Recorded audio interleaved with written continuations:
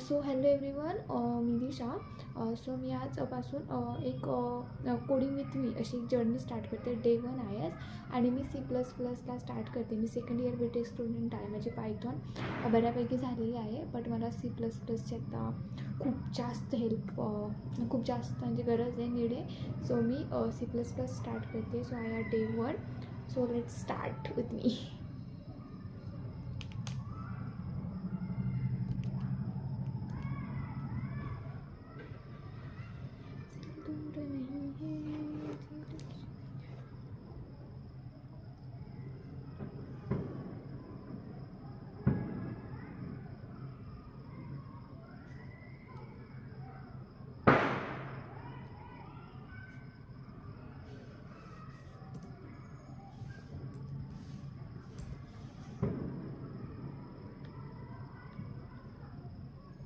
माझी अशी पूर्ण झाली नाही आहे असं नाही आहे, माझी झाली आहे. म्हणजे बऱ्यापैकी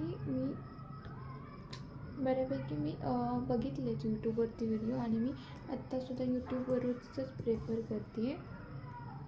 सो मी आज फर्स्ट बघते की कोणतं घेऊ लेक्चर. ओके,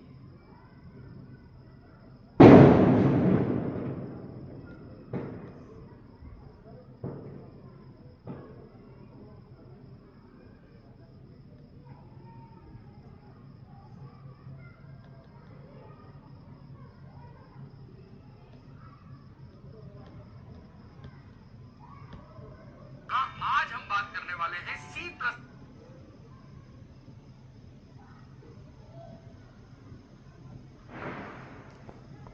फंक्शन के बारे में कि क्या है ये फ्रेंड फंक्शन और किन सिचुएशन में हम C++ में फ्रेंड फंक्शन को यूज करेंगे.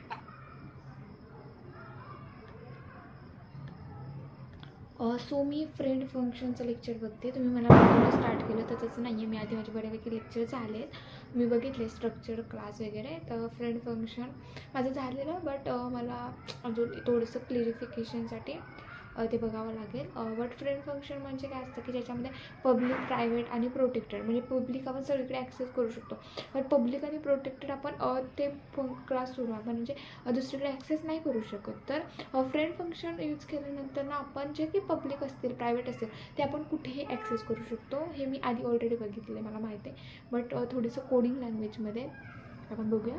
Let's start.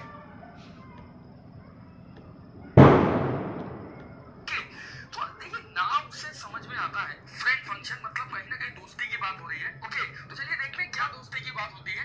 तो अभी तक हमने ये पढ़ा है कि क्लास में किसी भी मेथड को अगर हम डिक्लेयर करते हैं, है ना, कि मान लो अगर मैंने क्लास में एक मेथड